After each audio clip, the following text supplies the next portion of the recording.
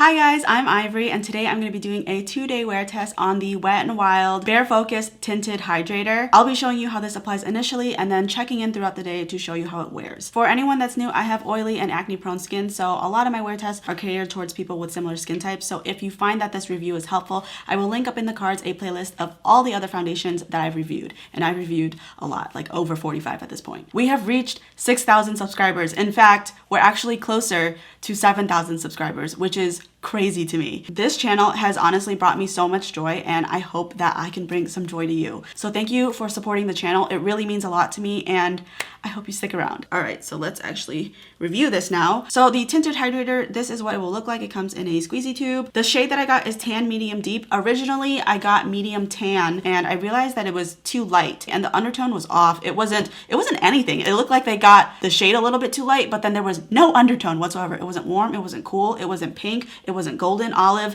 peach, nothing. It was just completely neutral on me. So I went to my Ulta and I got tan medium deep. I swatched this yesterday and this was a way better shade. I'm gonna first start off by priming half my face to see if primer makes a difference in this case. I'm going in with the Hourglass Veil Mineral Primer. I have a little sample size because this shit is expensive. And I'm only focusing this on the center of my face, and then with the remaining product, I will move it outwards. When it comes to wear tests, I make sure that all the products that I use are products that I know and love. So the foundation is gonna be the only thing that's new here. Everything else are products that I really enjoy. Whenever I wear this primer, I think about my wedding day because I know I wore it underneath my foundation. And I wore it with the Estee Lauder Double Wear, and let me tell you, 15 hours later, it still looked poppin'. And then for either side, I'm gonna be using a sponge and a brush because I figured those are the two most common applicators that people use for foundation. The sponge that I'm using is the Juno & Co. microfiber sponge, and then the brush that I'm using is the Sigma Round Kabuki, which is the F82. The foundation is a oil-free protector that delivers hydrating benefits in a buildable sheer to medium tint for a flawless, softly luminous complexion. The hyaluronic acid and plant-derived squalene helps promote healthy-looking, supple, moisturized skin. It's cruelty-free and vegan. The bottle contains 0.91 fluid ounces and retails for $5.99. So in one layer,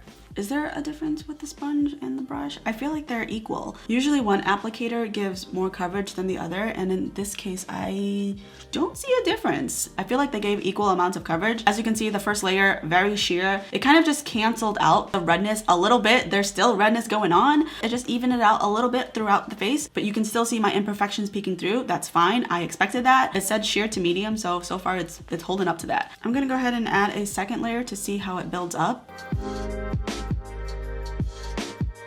The second layer, it really kicked it up a notch because most of my blemishes and my discoloration covered up really nicely. I think actually on the second layer, the sponge, it does give a little bit more coverage because down here where it's red, it is nicely canceled out. Whereas on this side, I still see a little bit of that like reddish, purple, brown from my acne and acne scarring. So I do think the sponge gave me slightly more coverage, but this side's pretty nice too. I really wasn't expecting as much coverage as I got. I was expecting a BB cream almost. But I'm gonna fast forward doing the rest of my makeup. All of the products that I'm going to be using will be listed in my description box below.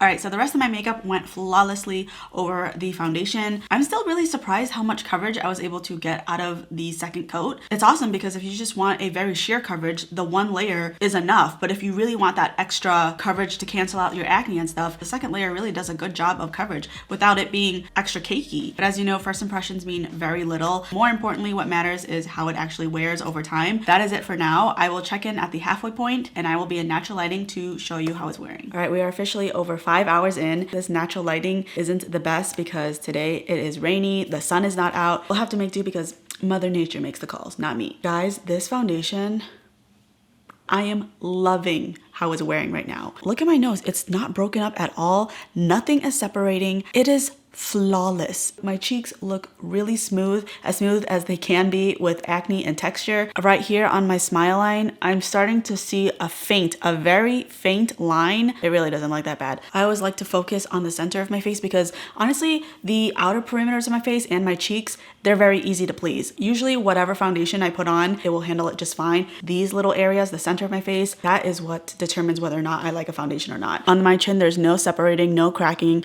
It's not blotchy. It's still covering my acne really well. Whenever I say that a foundation is not covering my acne well, some people think that acne is just not supposed to look good under foundation, but that's not true. You can see from this foundation, this is what I mean. Yes, you still see the acne. I'm not asking it to completely camouflage it into thinking that it looks like I don't have any acne, but it's covering it well. It's not looking crusty or dry. Sometimes with foundations over acne, it'll be the first to lose coverage. So then the acne will be exposed again and then the rest of the face will look normal, but that's not happening here. No matter what area I look on my face, it's holding together all the same. As far as the side of primer versus no primer, I can't really tell a difference at this point. It's only 5 hours in, so I think I'll have a better answer at the 10-hour mark. But so far, I'm really liking how this foundation is wearing. It's not breaking up and I'm not super oily, so it's holding on great. You know, so many people tell me that I'm just too picky with foundations. Like my expectations are too high, and maybe that's partly true, but I also think that some people just need to have better standards with their foundation. Expect more, okay? You deserve a great foundation, and I'm just trying to help you get there, okay? Have better standards. And this just really goes to show that I don't hate all foundations. My last wear test, $38, I hated it. And this one's like $6 and I'm loving it so far. But that is it for this check-in. I will come back at the 10-hour mark to give you my final thoughts on day one. All right, we've reached the end of day one, 10 hours of wear. I am kind of shiny, I'm not gonna lie, for someone that really hasn't been doing too much today. I use my FitnessPal to track my food, but also my exercise. I think my exercise was only like 74 calories. I don't know if that's depressing or impressive, but there wasn't a lot of movement today because it was raining all day. As far as which side looks better, primer versus no primer, I don't see a difference, at least not a big enough one to determine a clear winner. So I think you're good with or without using a primer. As far as the center of my face, I like to focus there because that is where I usually run into trouble. There's a little bit of wear and tear on my chin. I can see that it's just starting to crack a little bit. And same thing in my T-zone, you know, when you scrunch and then the foundation kind of settles in that line, I'm starting to see a little bit of that settling, but it's very minimal. And considering that this is 10 hours, I am really impressed. I'm gonna go ahead and blot just because I am quite shiny and I want to see how this foundation reacts to blotting sheets. The blotting sheets that I use, I think they're discontinued, so I will link a alternative that I actually prefer in my description box below. All right, so lots of oils came through. From afar, it looks brand new. It looks like I just did my makeup. It looks so good. The cheek area and my forehead, they look brand spanking new. When you get up close, you can see I lost coverage on my nose, and right here on my acne, I did lose coverage on my acne. It's not completely exposed. There's just like a thin veil of foundation left, but it did shear it out a little bit. So definitely the center of my face, it didn't do nearly as well with the touch up as the rest of my face, which is very common. Lately, I've been trying to blot earlier in the day, even before I'm oily, but I just forgot today. That is a recent trick that I've learned, to blot before it gets oily, because sometimes you're so greasy and so shiny that it's past the point of no return. So there's almost no salvaging it. Whereas if you blot before it gets bad, it can possibly prevent this situation where I'm losing more coverage in certain areas versus others. That is great to know. So that is something that I will do tomorrow. I don't want this video to be super long, so I will save all my final thoughts to the end of this video. There will be a timestamp for it, but this is the end of day one. Good night. All right, it is day two. I'm gonna do things a little bit differently today. Since I don't think that primer made a huge difference in this foundation, I'm gonna go in with a different one. I'm gonna try the e.l.f. Poreless Putty Primer because the Hourglass one, this is my fancy primer. I only use this on special occasions, so it's not really an everyday for me. This more so is. So I'm gonna use this today because I use this more often, and I'm gonna apply this again to the center of my face, and then with the remaining product, I will just spread it outwards. I'm also gonna powder underneath my foundation because I felt like even though it stayed together really well, I was quite shiny at the end of the day. So I'm going in with the Dermablend Loose Setting Powder, and what I do is I take a puff. This one is from Tati Beauty, and I will just dip into the powder, and then I apply it to all the areas that I get shiny. So usually the center of my face, you can go on the outside of your face as well. I have done that as well. Now, plenty of people have told me that this trick does not work for them, and maybe it doesn't work for them, but I will say, in the many times that I have done this, the amount of powder you use and the type of powder you use really makes a difference. If you use too much powder powder or you use a powder that is not super finely milled, when you apply foundation, you'll get these little balls. It'll start pilling up. It just does not lay right. I get the same outcome if I do either of those two wrong moves. So this one is my favorite powder to use, and I really make a point to press it into the skin so that by the time I'm done with this step, you can see there's not like a bunch of loose powder sitting on my face. It is really pressed in there. So that would be my advice if you're having issues with attempting this method. And then I'm just gonna apply that on my glass plate. And then I'm gonna use a microfiber sponge for my entire face because I preferred the coverage that it gave me with this applicator. Okay, so I have one layer of foundation on. You can see this blemish right here. Right as I sat down, I picked at it, so there's no skin on top of it. It started bleeding, and I knew right away. I was like, oh, my foundation is not gonna cover that. So that was my bad. I just didn't wanna have that huge crusty scab on my face. So I don't know, I don't know what I was thinking because I don't know which one's worse, this or the scabby skin. They both suck to me. But I'm actually pretty happy with the coverage on one layer, so I don't think I'm gonna do another coat. This is fine. I'm gonna go ahead and do the rest of my base. All the products that I use are the same, so I don't think you guys need to see it. So I'm gonna do that real quickly and then come right back. So now that all the makeup is on and I tried a different technique, on my nose, it still looks good, but it doesn't look as smooth as yesterday. Like yesterday, it looked airbrushed for some reason. And today it looks more normal, standard. So definitely not bad, but not as perfect as day one. So that's the only place that I notice a little bit of a difference. Everywhere else, the cheeks, the forehead, the entire face looks the same as day one. But I'm gonna be wearing this all day again, and I'll check in around midday to see if there are any changes. Okay, so I'm actually at the 6-hour mark. I thought today would be a better day in terms of natural lighting, but it is just as cloudy as day one. So I'm real sorry about that, even though I shouldn't have to apologize because it's not my fault. In terms of oiliness, I don't think I'm very shiny. I'll definitely have to see at the end of the day, at the 10-hour mark, if powder makes a difference. I think it's too early to tell. When I get up close, my chin, there's no coverage loss, but it is cracking a little bit. So it makes me wonder if it's the primer because the one I'm using today is different than day one. It still looks fine to me. I'm just saying that in comparison to day one, I felt like day one was a little bit better. On my nose, like I said at the beginning of the day, that it wasn't as smooth as day one as well. I don't think anything has changed since then. It looks exactly the same as it did 6 hours ago. And then apart from these two areas, everything else is good. Just like I said on day one, I did want to go ahead and blot early on in the day before I get too shiny. So I'm going to go ahead and do that.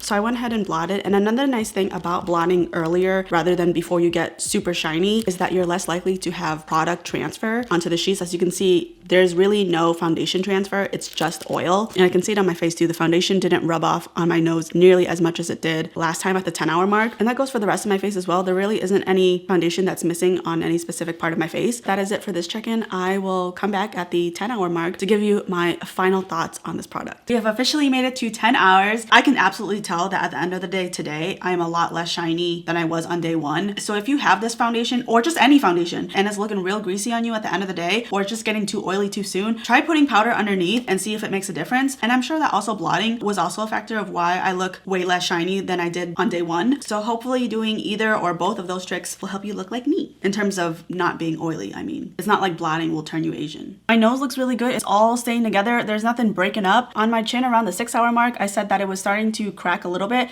It hasn't really cracked more since then. It looks pretty much the same. You can see on my cheeks, the coverage is still there. Nothing's breaking up, nothing's cracking. Yeah, even in the sides of my nose, sometimes foundation will collect there. I don't see any of that happening here. There's just really minimal wear and tear. The only spots that I really notice it is just my chin and maybe a little bit on my T-zone, which is very common. So based on these 2 days, I've had a really good experience with this foundation, Tinted Hydrator, whatever. I'm just gonna call it foundation for simplicity. It works really well on me. The coverage is very surprising. Remember, this is one layer today. So it was able to cover a fair amount. And definitely if this is too much for you, you can shear it down with a brush because it was a little bit less coverage for me. For me, I think the best way to get the most wear out of this foundation is to lightly powder underneath and also to blot midday. I also really like that it had hyaluronic acid and squalene. I love when foundation is mixed with skincare, and this is just so affordable. The negatives that I'm thinking about, the shades, even though one shade is supposed to cater to multiple people, I did feel like this was a little bit too dark for me, and then the shade down from this was a little bit too light. And even though it was supposed to be sheared out, I could still tell the shade difference. So I wish there were just a couple more shades for every single person, because the jump from one to each, it makes it seem like you would almost have to buy two to get your perfect shade, and